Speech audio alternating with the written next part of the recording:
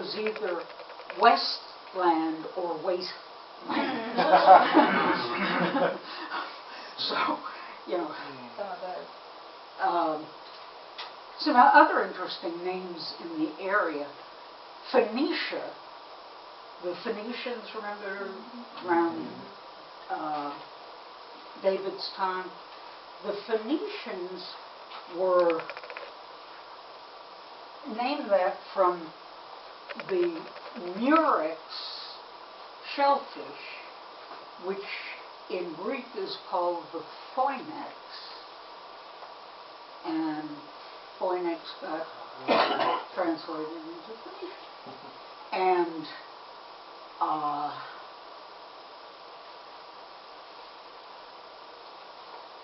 Israel, we'll see why it was called Israel as we go into Genesis, and why Judah was called Judah as we get into Genesis. For a couple of centuries, the whole of what is now Israel was Judah.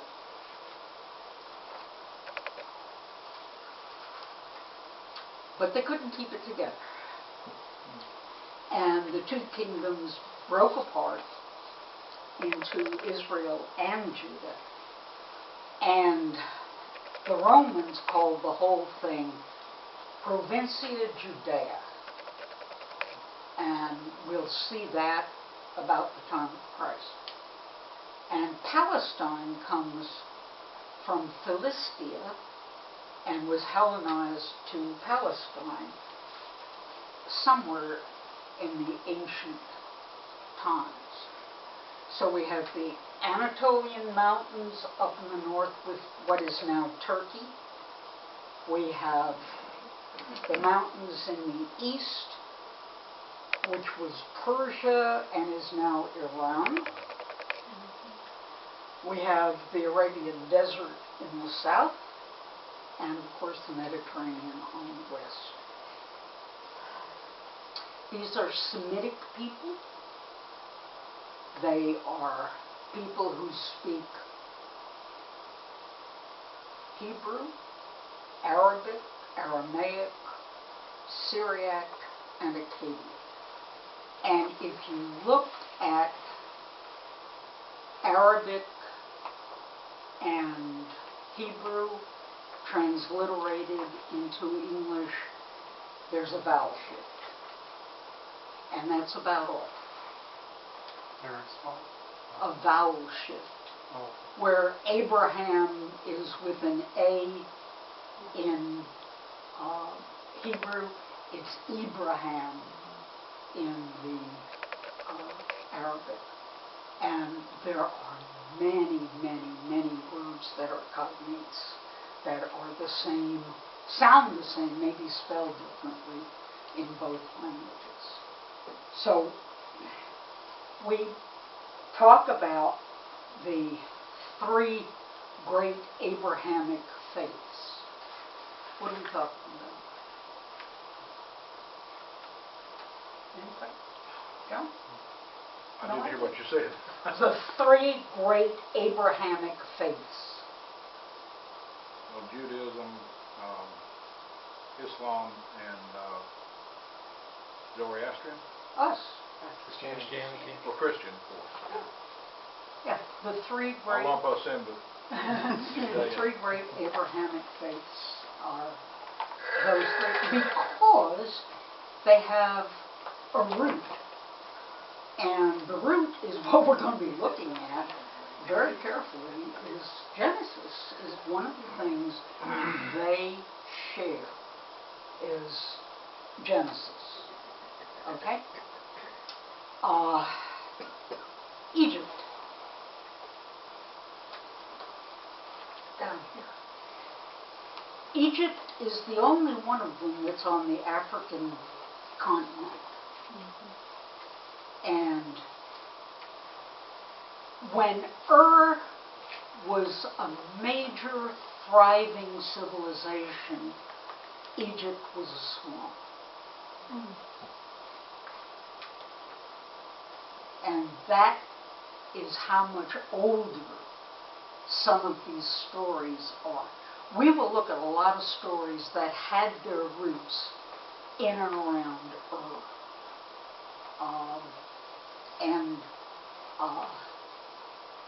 Actually, we get to Egypt, but we don't get out of it in Genesis. Moses and Exodus will get us out of Egypt, but Genesis will get us into Egypt. Okay.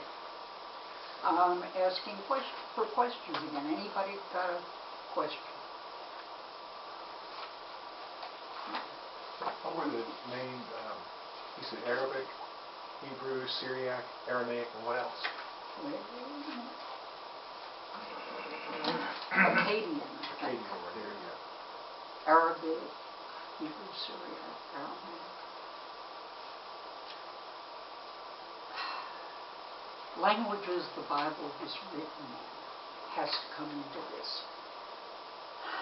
There are about 4 kinds of Hebrew, 4 generations of Hebrew in Genesis. And later on in the history of the Jewish people, they do not understand any of them. And so they began to write in Aramaic, which was kind of the lingua franca of the time, the language of commerce and business that they used. And they translated a lot of the Bible or wrote new books in Aramaic. They also were conquered by Greece at one point, and there were some books written in Greek. Now, we're all Protestants, right? Until you tell us different. Well, I have to tell you that we played games with the translations, and if it was in Aramaic or Greek, we didn't include it. We only included what was in the Old Testament. We only included what was in Hebrew, and we left out the later stuff that was in Aramaic and Greek. So we shortchange ourselves unless, now if you are lucky, you have a Bible with a nice apocrypha, which has many of those books included in it. And I will refer at some point when we talk about beliefs to Hebraic belief. Hebrews never believed that God didn't exist. They never had a question whether God existed. God existed. God was. There was never a question with them. God was. Abraham ran into God. And Abraham became a believer. And we'll talk about that later. But the people who wrote this had an uncanny tie with God. They really believed that God loved them to their very core. And when we get into the creation stories, we'll see that love between the people and God is expressed in the creation story, the first creation story. God is almost literally their lover. Almost literally their lover. They're what? Their lover. Okay. It's almost Oh, I'm hiding behind it. Okay. Forgive me, I have lousy legs and bad breathing, so it takes me, energy. I want to look, let me see if I can do this. I want to look at something early in my notes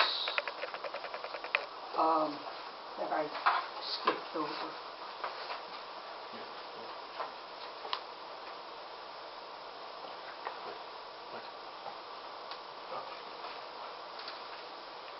Can you take it from that? Okay.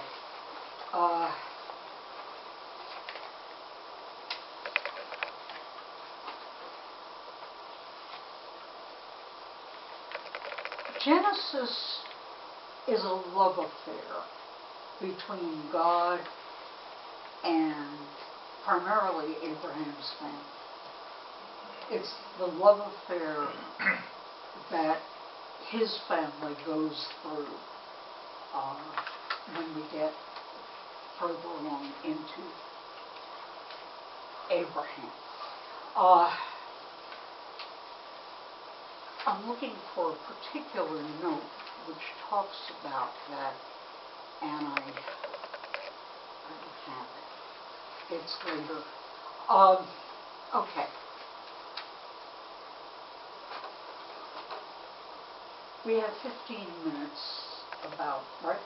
We're through in an hour? No, what time is it? 7:45. I have this 20 till 8. 20 to 8. Okay, now I'm going to stop at this point because at the next thing we're going to go into is the creation. Okay? And if you have any questions or something you want to know or something that you're thinking, holler.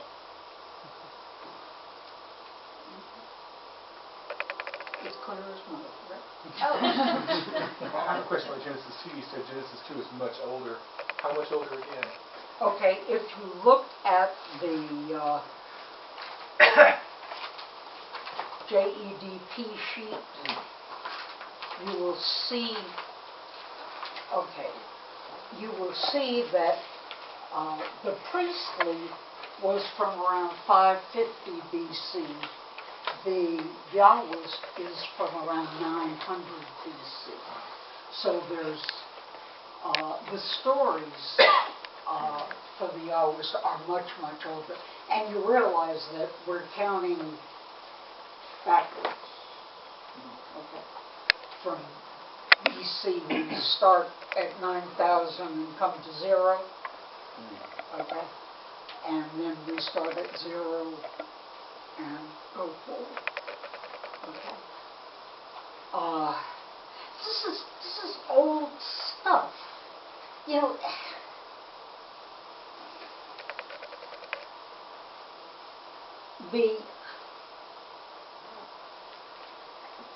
the oral tradition, some of the stories are probably from 1800 BC. Some, especially the saga, the Abrahamic saga. Many of those stories are almost 2,000 years before Christ and have been gathered.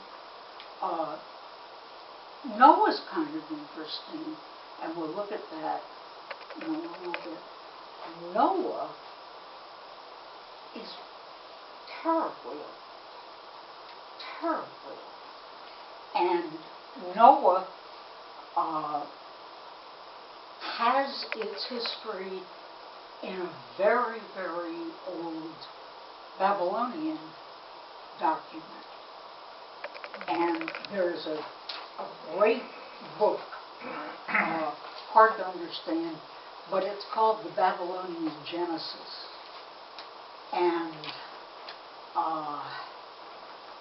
there are some real interesting parallels between the Babylonian idea of Genesis and of Babylonian Noah and our Noah. And we're going to get into that probably next week. Okay? Or if we move along at this clip, we're going to be done in 6 weeks. But I asked Emily for 7, so. Oh, we'll have more questions. I have a question.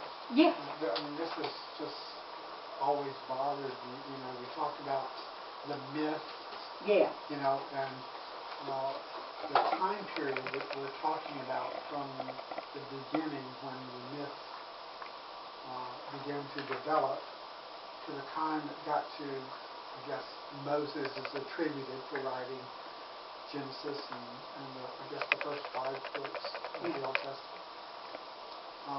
There were a lot of begots. we will talk about that. And I know you put 10 people in line today and tell them something, and by the time it gets to me on the 10th person, you know. There's a reason for the genealogies, and we will look at it because they have to do with the concept of sin. Okay? But we're not going to get there tonight. But the begats, the genealogies have a reason for being because we want to tie Adam to Abraham. I guess my concern is more about the clarity of the message when it was developed. No. There is no clarity to the message. You know. Please don't think there's clarity to this message.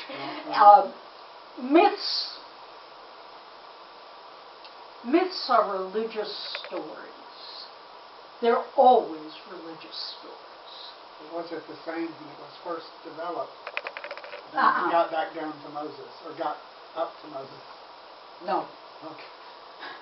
There are so many transmissions in between that you have to realize that none of this, you didn't just take a story in the oral tradition and then 1,500 years later write it down as it was. You ever play telephone? When you were a kid, you played telephone? Okay, you know what happens to a story or even a sentence when you pass it through 20 people? Well, not only that, but times change so much that even if you had preserved the exact verbiage, Couldn't understand what was it. happening. It was in a And that would all language. the same language. If you change the languages in between there. Okay. And I mean, you read these stories about... Yeah, that's what I was going to bring up was how many of you got introduced to Chaucer in high school or college? Can you read Chaucer in the original? Maybe one sentence. Be embarrassed. It looks like Jabberwocky to most of us, you know. And so the Hebrew went through that same kind of thing because it didn't, the story didn't really come out in the finished version when it started. Okay? One of the things that when we get into Noah, we'll see what the original version looked like and what they made of it. It is so incredibly different between what they started with and where they went with it. Just crazy different and wonderful. But these are faith stories based on very ancient things. I ran into something.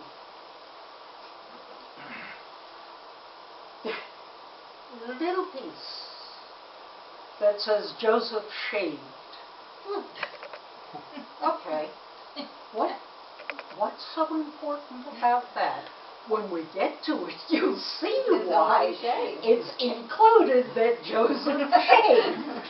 You know, so, you know, we're looking at some very interesting stuff. Somewhere, oh, what happened here? Genealogy. Oh, the I thought that's what he genealogy. was questioning, yeah. It's pretty big. Let me go closer. Kind of hard to see on that, but Oh, Adam and Eve. And wow.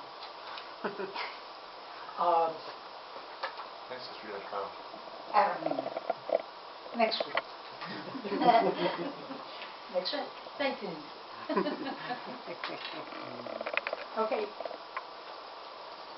Are you happy with this? Okay. You're not. I don't know, I gotta go home and collect my stuffed animals to take to do creation. So we'll see how confused I am. I have a chihuahua. This is definitely a 600 level class. This is not 101. Oh, this was fun for me, by the way. I had a ball. Missy said, "Did you go to the library at all?" And I said, "No, I went to one shelf in my library." And began hauling out books. she had all the books. So, we're gonna, if you want a book, let me know. I'm breaking up my library, so anybody who wants a book, you're welcome to it. Instead of Library of Congress, the Library of Martyrs. I think I'll need the Cliff Note. I have that too.